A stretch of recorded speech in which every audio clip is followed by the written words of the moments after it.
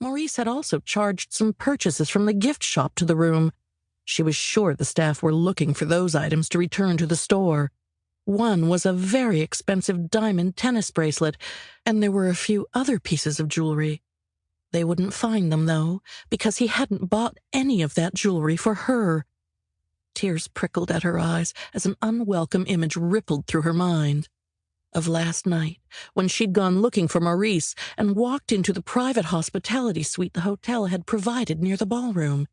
She'd found him.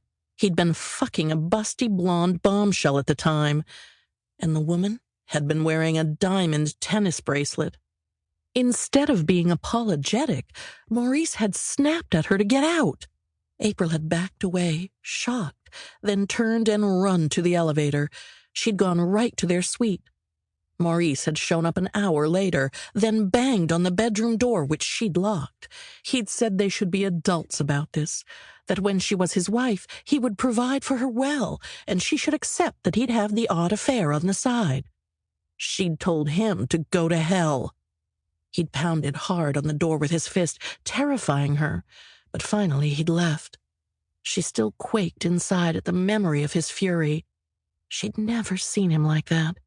It was like she didn't really know the man, which she realized now was true. She'd never truly known him, despite the fact they'd dated for 2 years.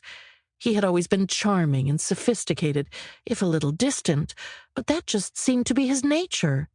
He'd always been generous with her, helping her in her career and life choices, grooming her to be his wife. Now she realized he wanted an appropriate wife on his arm, while he fucked whatever tramp he wanted on the side, which told her she had never meant anything to him.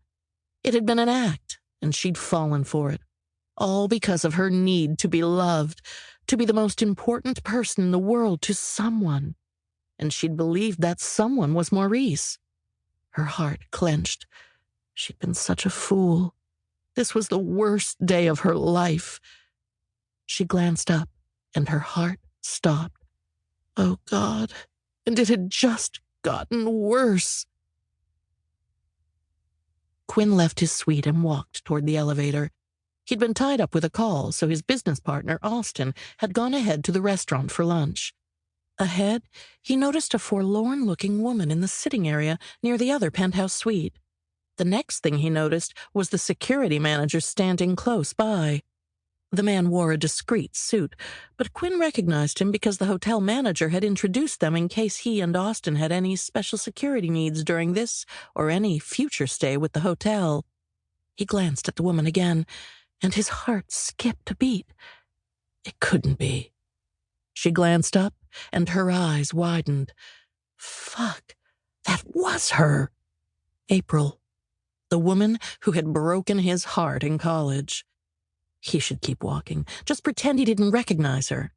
But before her gaze had darted down to her hands, he'd seen a deep pain in her sapphire eyes. No matter what she'd done to hurt him, he couldn't ignore it. He walked toward her, but glanced at the man behind her. "Good afternoon, Mr. Johann," Quinn said, offering his hand. Mr. Johann stepped forward and shook it. "Good afternoon, Mr. Taylor. Is there something I can do for you?" "No, I'm fine.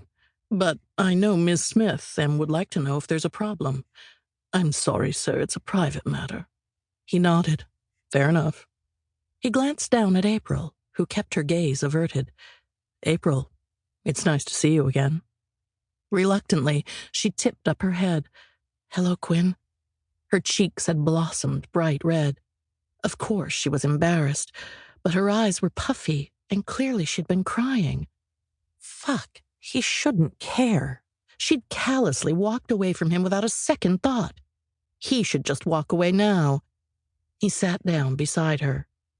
"Are you in some kind of trouble?" Her hand was shaking, and he realized she was holding a piece of paper. "We're done, Mr. Johann," a woman's voice said. Quinn glanced up to see 2 female staff in maid uniforms standing beside Mr. Johann, several pieces of luggage on a cart beside them.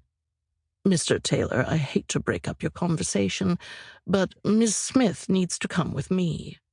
Quinn raised his hand. "In a minute."